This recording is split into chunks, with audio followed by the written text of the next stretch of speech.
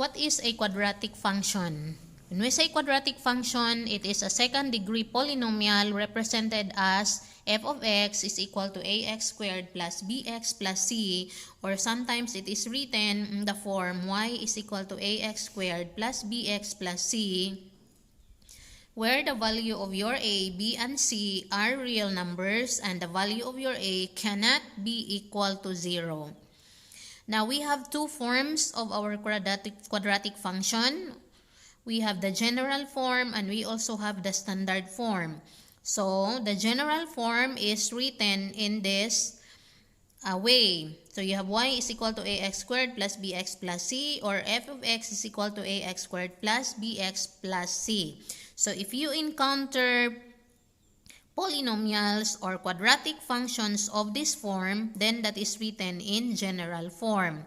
But if your equations or functions is written this way, that is you have y is equal to a times the quantity x minus h squared plus k, then that is written in the standard, or another name is vertex form.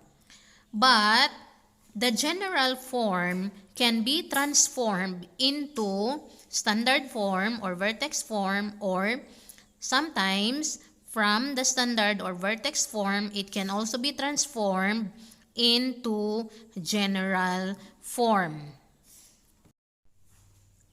So look at these problems. We have equations or functions here that are written in standard or vertex form. So we have 1, y is equal to 2 times the quantity x plus 6 squared plus 5. Then we have f of x is equal to 2 times the quantity x plus 5 squared plus 50. Then we have f of x is equal to x minus 1 squared plus 1. So these equations are written in the standard or vertex form, which is actually having this equation y is equal to a times x minus h squared plus k. So this is the standard form or the vertex form of a quadratic function. Then we have the general form. We have here some problems about the general form of the quadratic function. So we have example, y is equal to x squared minus 6x minus 6.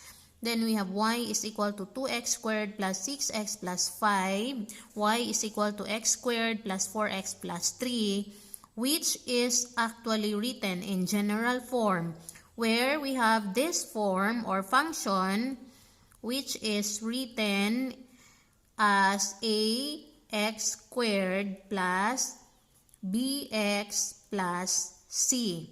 So, as you can see here, so you have the value of our a, you can see in these problems, and then you have your bx term or the linear term, and then you have here the constants. While in this one, in this standard form, you have the value of your a, this portion, and then you have your h, which is this one, x minus h, so you have your h here, and this is your k. How do we change quadratic function of the form y equals ax squared plus bx plus c, which is the general form, to y is equal to a times the quantity x minus h squared plus k, which is the vertex or the standard form? So, let us have some examples for that, changing general form to vertex form and from vertex form to general form. Example number 1. Say we have y equals x squared minus 6x minus 6. The function is written in general form, which is ax squared plus bx plus c, this one. So how are we going to change this function or equation? So, let's have this one and see the following steps. First, we have to group the terms that contains x. So we have x squared minus 6x. So we only have two terms that has x in it, minus 6. Next, we have to factor out a, which is the coefficient of our quadratic term, that is 1. So if the coefficient of our quadratic term is already 1, so we don't have a problem with that anymore. Just let this be like that. So, copy again, we have x squared minus 6x plus, okay, minus 6 minus, okay. So next, we are going to find a constant or add a constant in these terms to make this one a perfect square trinomials, and adding a constant here, you also have to subtract that constant here from negative 6. So, adding and subtracting does not make the equation change. It's still the same. But our problem is, what is the constant that we are going to add here and subtract here? So we can easily find the constant by having the formula. The value of your b divided by 2, square it. Okay? So in this part, your b or the coefficient of your linear term is negative 6. So, negative 6, half of negative 6 is equal to negative 3. You are going to square that one. So, square negative 3, it will give us positive 9. So, this is the number that you are going to add here and you are going to subtract here. Next, this is already a perfect square trinomial. You have to change this one or express this one in terms of the square of a binomial. How are we going to do that? So you have x, the first term, that is x, and then what is the sign of the coefficient of your linear term, that is negative, and then what is 1/2 of 6? We have 3. So copy and then square it. So that is how we express this perfect square trinomial into a square of a binomial. And then you are going to simplify this one. So negative 6 added to negative 9, you have negative 15. Now, if we try to examine, our equation has already changed its form from the general form into the vertex form, which is y is equal to a x minus h squared minus plus k. So, we have here a is 1, we have our h, and we have our k. So, this is already in the vertex form. So, that is how we transform this function in general form to vertex form. Okay, next example, we have number 2. We have the function y is equal to 2x squared plus 8x plus 5. Okay. Just follow the steps in transforming. So y is equal to combine or group together the x terms. So we have 2x squared plus 8x plus 5. Next, we are going to factor out a. So that means that we are going to factor out the coefficient of your quadratic term, which is 2. So that in here, the coefficient of our quadratic term will become 1. So factor out 2, and this becomes x squared plus, since you factor out 2, this becomes 4. So what we actually do here is, we find the common factor of the coefficients.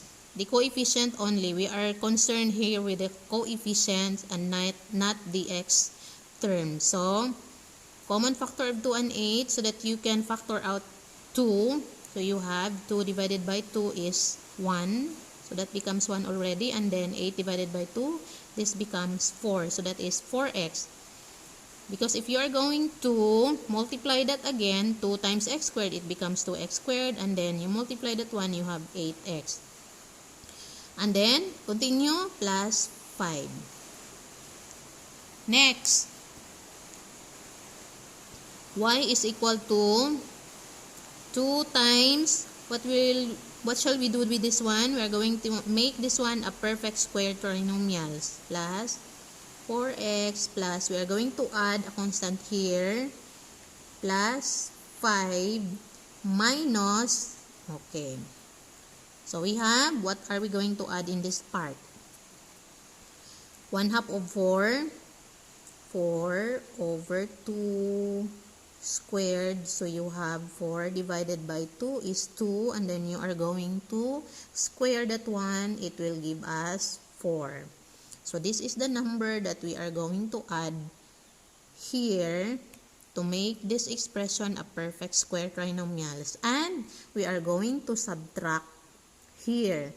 But notice that if your a is greater than 1, here we have 2, you have to multiply it with 4. Okay, that's it. But if it is 1, so you do not have to write 1 anymore, because that is understandable that it is multiplied by 1 and that it gives still the same number. So, next, y is equal to 2 times, express this perfect square trinomial in the form square of a binomial. So, we have x as the first term, x, and then you look at the sign of your linear term, that is positive, and then what is 1/2 of 4? That is 2. So you have squared. So this is now in the form of a binomial, plus 5, simplify this one, 2 times 4, that is -8. Okay, continue. So we have y is equal to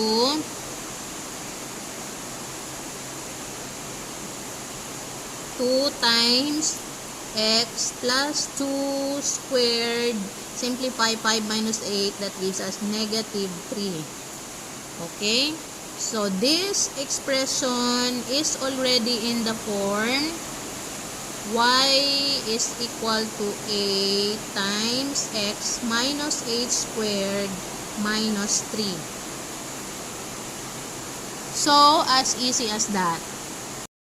For example number 3, we can see that the equation or the function is written in the vertex form.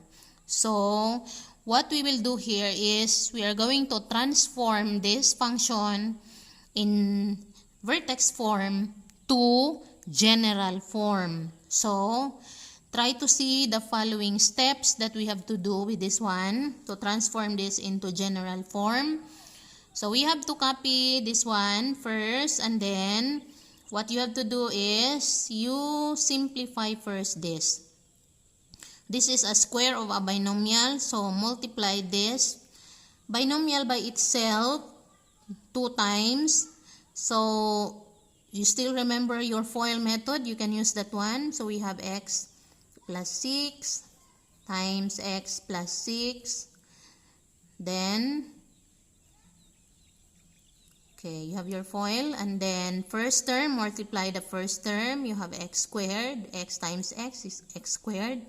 You have the outer term. You have x times 6. We have positive 6x. And then multiply the inner term. You have 6 times x. That is positive 6x. and then multiply the outer term, the last term, which is 6 and 6, so that gives us positive 36. And then simplify, we have x squared. Collect similar terms, you have 6x and 6x, that is positive 12x plus 36. So this is now the product of our binomial. So that is x squared plus 12x plus 36 minus 3. The next step is you are going to distribute this monomial, which is 2, to each of the terms in the parentheses. Okay, so we have to multiply 2 times x squared, you have 2x squared, and then 2 times 12x, you have positive 24x, and then 2 times 36, you have positive 72, and then minus 3. So, next is simplify 2x squared plus 24x plus 72 minus 3, we have positive 69. Okay, so our equation now is already in the general form.